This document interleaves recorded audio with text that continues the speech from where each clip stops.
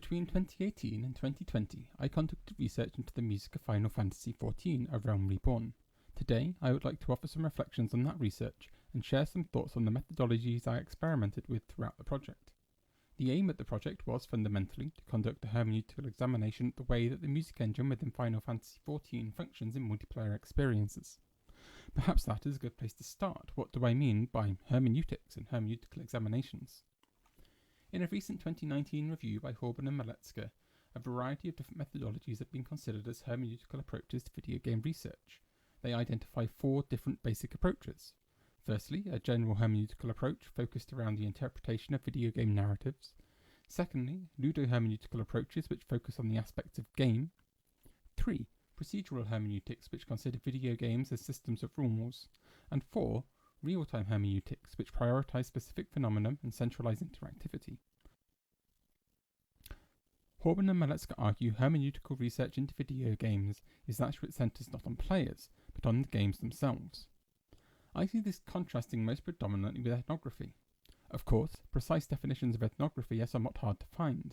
In a provocative 2018 paper that asks whether we should continue using ethnographic methods at all, Hammersley fails to find a holistic or cohesive definition of ethnography and identifies that this is an issue that extends over at least the last 40 years. But closest to how I envisage ethnographic research is the definition established by Brewer in 2003, who defines ethnography as the study of people in naturally occurring settings by means which methods capture their social meanings and ordinary activities. Or, to reframe the definition within the specifics of research into video games, ethnographic research is that which focuses on players rather than on the games that they play. I would argue that we are often able to at least approximately situate much of our research as being within one of these 2 areas. Are we focusing on the cultures and habits of the players, such as in the excellent research done by Cheng for Soundplay or by Taylor for Play Between Worlds, or are we focusing on the systems and rules of video games, such as that done in Summer's Understanding Video Game Music? The issue I'd like to explore today sits in a liminal space between ethnography and hermeneutics. Over the course of conducting my research into A Realm Reborn, I stumbled across a question surrounding the exact nature of my research. A focus on video games has been described as hermeneutical, but within A Realm Reborn, video game narratives, video game experiences are shared. We play with other players. Our experiences are not specific to ourselves, but rather the emergent result of a combined effort. We can think about it in terms suggested by Horban and Maletska, perhaps. Ludo-hermeneutical approaches focus on aspects of game, but Realm Reborn is a massively multiplayer online role-playing game. By virtue of its genre, the core mechanisms of the game are about negotiating relationships between players. Procedural hermeneutics consider video games as systems of rules, but the rules within Realm Reborn are in part created through emergent social systems outside the control or design of the developers, and so on and so forth. Players and games are conjoined in play experiences in this kind of game. Whilst working on this project, where I wanted to dive deep into the internal components of the dynamic music engine, I found myself examining my methodologies in an attempt to separate players from games, communities from systems, ethnography from hermeneutics. Before continuing this discussion of my methods for my research into Final Fantasy, it may be useful to take a short step back and discuss general approaches to video game research. A typical approach to hermeneutic video game research can be imagined in terms of a black box. We load a game, we try an action or an input, and then we record the output. Through repetition of this, we establish rules for how the video game functions, whether that is musical interactions, sound implementation, or anything else within the game. We accept as researchers that video games are designed to have some level of indeterminacy. We might imagine that we instruct our character to laugh. The game then decides between 3 different sound options, and then picks one, which we hear. This creates variance, which helps us stay immersed in play. In many ways, we don't normally acknowledge this indeterminacy. We recognise that our character laughs, no matter whether we hear laugh 1, laugh 2, or laugh 3. Whilst we might be interested in the exact mechanics of how the file is selected, the play experience seems fundamentally similar. So why mention this at all? When does indeterminacy matter? One evening, I was playing a game of League of Legends. It was a tournament series and we would end up playing 5 games in a row against the same opponents. My friend was not playing well, and over the course of the evening their mental state slowly deteriorated into what we generally refer to as tilt, becoming so emotionally imbalanced that you are incapable of playing well. As their dutiful friend, it fell to me to ask the important question just before that final deciding game. I said, "Why are you getting so tilted?" They slammed the keyboard down loud enough to be picked up on the microphone. Every time I make a mistake, they just keep laughing at me. There was a brief pause before I expressed my confusion. I hadn't heard anything. Incoherent noises came over the microphone for 10 minutes before they finally sat back down and told us they were ready to continue. This is an expression of indeterminacy. Whilst the opponent was instructing their character to laugh at us, the game simply decided I shouldn't hear it. The exact mechanics of that are unclear. Was I too far away? Was I hiding? Was it a bug? But the end result was a dramatically different experience for my friend and for me. Similarly, I recall one evening when a few friends were competing to see who could complete their objectives the fastest within a cooperative game. Standing at opposite sides of the map and unable to see each other within the game, and not wanting to rely on the laggy TeamSpeak server that we were using to coordinate this properly, one of them suggested that the race should start when the intense heist music kicked in. The heist music was cued when the group leader pressed a button, or so we thought. Halfway through the customary smack talk, one player leaped into action. The response was annoyance. Were they cheating? Upon reviewing the footage, however, it became obvious that indeterminacy was an issue. For one player, the music started immediately. For the second player, the music was delayed by around 8 seconds. What these experiences showed me was that whilst we were playing together, we were not always hearing together. The specific experience of each player was individual rather than collective. In 2018, I came across something in particular that made me interested in this. Some friends were streaming a game over Discord one evening when we noticed the healer receiving a dramatically different experience. All other members of the party were furiously hacking their way through hordes of wolves with a driving rock soundtrack the game used for combat, but the healer was chilling to the ambient vibes of the area. The effect was immediately acknowledged by our healer. "You guys are over there," he said, "hacking your way through everything in the game. But me?" There was a crack and a fizz as he popped open a can of something obnoxiously close to his microphone. "I'm just chilling."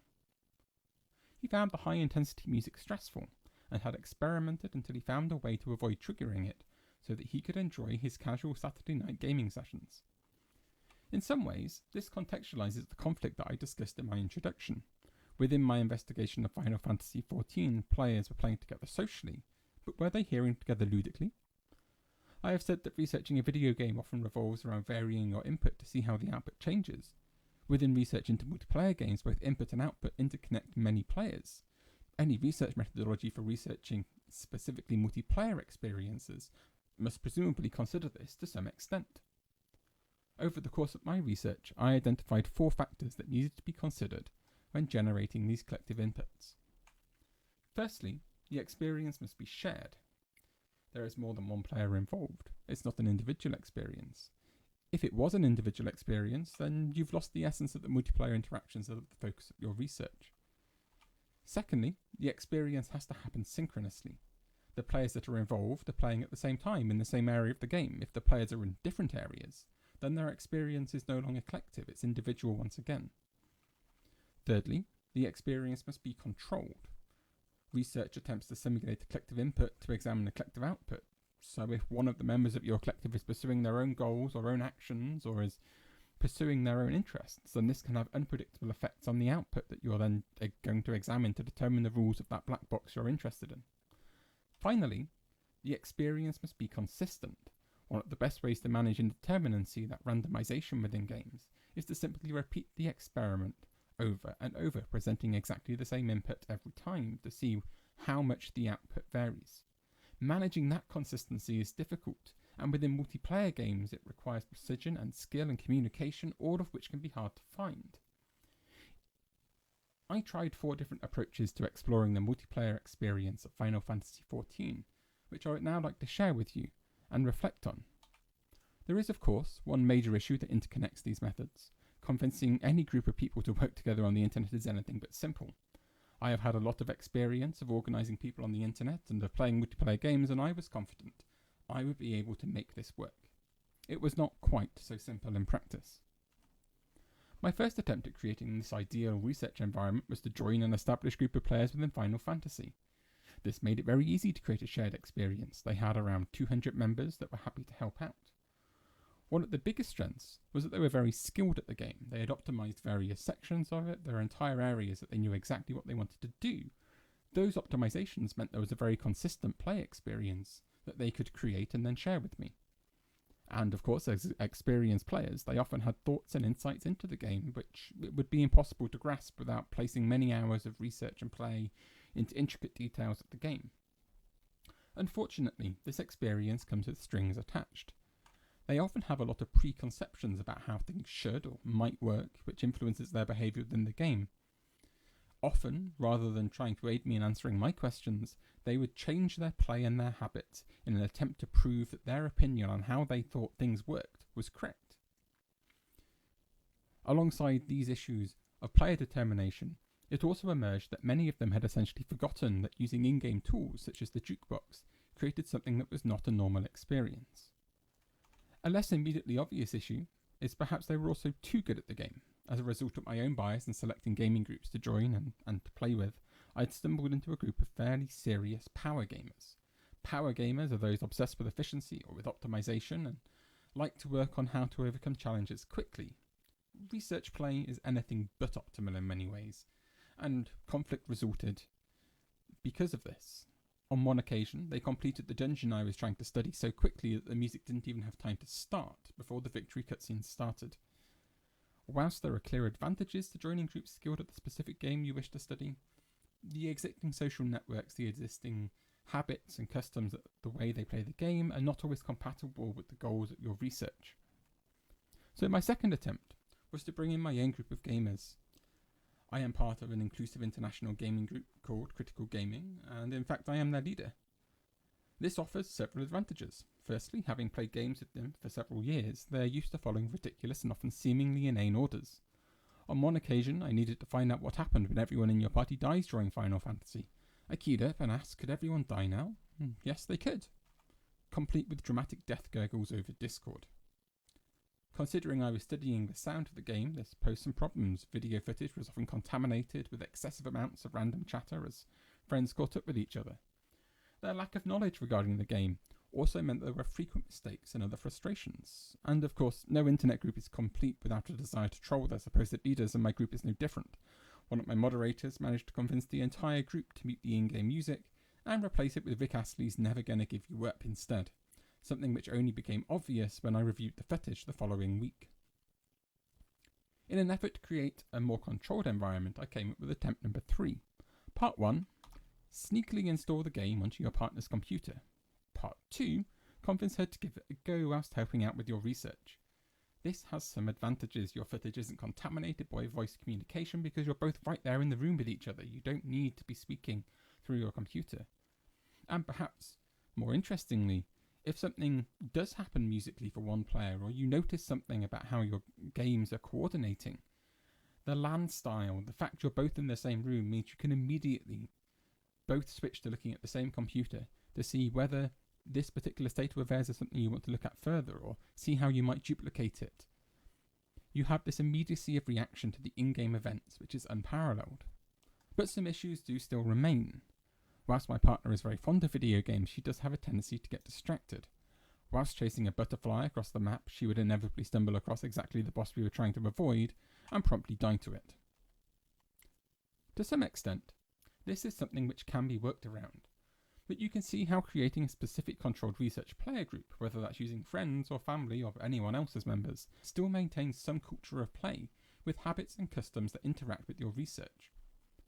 My final attempt to develop this methodology was to install the game onto a number of virtual machines and then play all of them at the same time.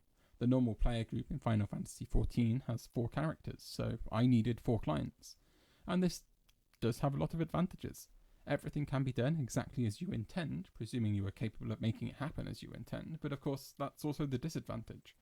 If you want to make something happen, you have to be capable of making it happen. This is called multiboxing, and it's a strategy which is common in multiplayer games and something I've done before, but never with a game that I was new to like Final Fantasy XIV. It's not easy to do this in any real-time game, such as Final Fantasy XIV, so I died a lot. That caused me to waste time, it caused me to slow down, it meant that entire sections of my research footage are just me dying over and over and over. It's also expensive. I had to have 4 copies of the game, and it was time intensive. I had to train up 4 accounts, I had to learn how to play all of the different roles within the game, and then I had to learn how to play all 4 accounts, doing 4 different roles at the same time simultaneously. all for something which, as I realised shortly after managing to complete my first dungeon in this setup, didn't even really manage to achieve the first of my criteria. It's not a shared experience, it's simply my experience. Whilst useful and illuminating, I still feel it fell a long way short of an ideal environment. I've discussed 4 different approaches I took to researching multiplayer experiences. Joining an established group, migrating a group I already belonged to, creating a new group for the research project, and then attempting that individual experience through this multiboxing. To what extent can these methodologies be considered hermeneutical? In each of these methodologies, there is a focus on attempting to analyse the meaning of the specific text of the game. I was seeking an understanding and interpretation of the game world by attempting to determine the rules of that music engine at the centre of the game. But clearly, there was a form of participatory observation going on there. There was that focus on players. Throughout my research, I was subject to the mercies of the customs and habits of those that gave up their time to help me explore the music of Final Fantasy XIV. I remained embedded within the cultures of those that played with me. Given the focus of the research was on collective experience, this is to some degree inevitable, I suspect. There are clearly ethnographic aspects of this research, no matter my intent that this is a hermeneutical project. Perhaps we could imagine it as a sliding scale from ethnography to hermeneutics, where balancing different requirements of research of this kind means you have to settle on some uneasy balance between ethnography and hermeneutics.